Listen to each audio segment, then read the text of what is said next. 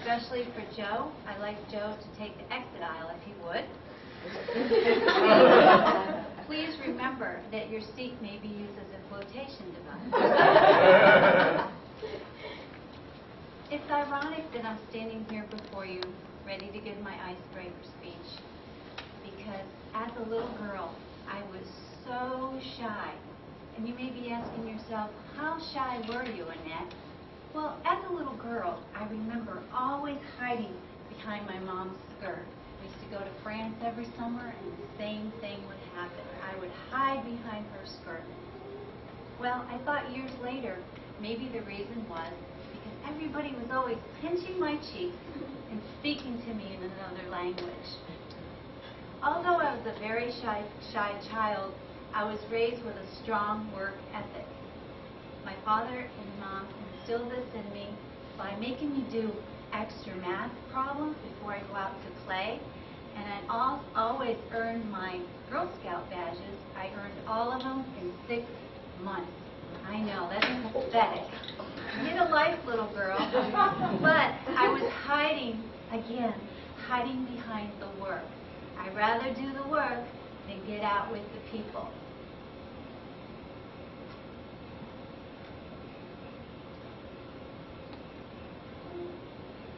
So anyway, so that all paid off, and it all worked together for good. Why? Because I studied so hard in high school that out of 5 girls, only my sister Jacqueline and I were the only ones to go to college. So I thought, well, I'll go to college and I will major in medical technology. Why medical technology? Well, I love math, I love science. I know that sounds crazy, but I did. And I could hide behind the microscope all day. I wouldn't have to get out in front of the people and speak. But you know what happens when you get to college? You have to take those electives. And what did I end up taking? Speech communication class as an elective. I took that one class. I remember it so vivid to this day. Dr. Snyder was the professor. He made me cry. He told me that my speech had to be more passionate. And he said I needed to put more of my emotion into it. Well, I did it over and did well, and ended up with an A in that class. Well, after that, I started taking more speech classes, a series of 101, 102. I took interview communication, group communication, rhetoric communication. And before I knew it, I had a BA communication. Don't ask me how, don't ask me why. But I no longer was majored in medical technology. But remember, that was 1981, so please don't hold that against me, because I'm still not seasoned, because if you don't use it, you lose it. But I loved it. It was such a challenge for me. But no more did I want to become a medical technologist. Now I wanted to become a flight attendant. Perfect for today's subject, because I was ready. I was ready to direct, and I was ready to ask coffee, tea, or Kool-Aid with cyanide. No. But anyway, I applied with every airline under the sun. Now remember, this is 1981, and it was a recession, and I was determined. I was a hard worker. Remember that. I sent out all my resumes to every airline. Nobody was hiring, not one airline. So I figured all things work together for good, and it wasn't meant to be. So I answered an ad in the school little newspaper at University of South Florida in Tampa, and it said, looking for a cosmetic representative to sell aloe cosmetics. I thought, whatever, I'll try it. Very naive, very sheltered. I think I went to the interview on my 10-speed bicycle. So I went to the interview. The lady's like, you have the job. You can have this job. She's like, all commission, no company car, no expense account. Well, I said, well, thank you, but no thank you. Still not knowing what I was going to do with my life.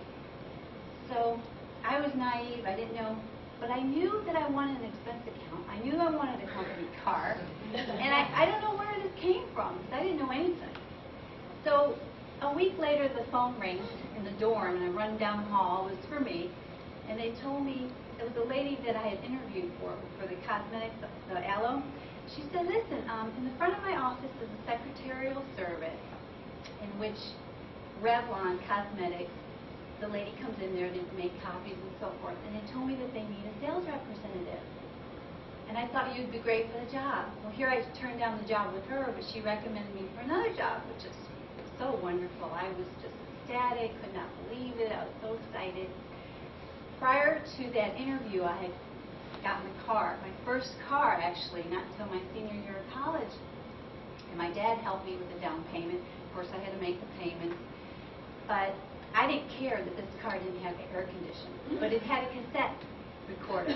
Oh, yeah, it had a cassette. It was a Datsun. It was gold with stripes and no AC, and it was June. I was going on an interview for cosmetics. You have to look good. Your makeup can't be dripping all over your face. So I put on the only suit I had, and I drove down Del Maybury. And everybody knows that road's always real crowded in Tampa. Here my makeup's dripping, and I'm all sweaty. And I get to the interview, of course, I'm bubbling over with enthusiasm, and I'm telling this lady that, I'm so sorry, my makeup's probably dripping. And a plane had crashed, a small airplane, right in the road as I was going to my interview.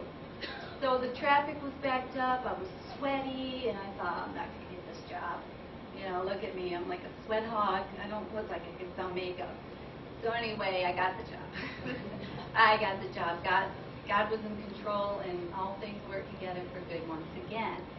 And that was a great job. They flew me all over and gave me a company car and an expense account. I felt so blessed. So much makeup and perfume. I was giving it out, giving it to people. It was like Christmas morning.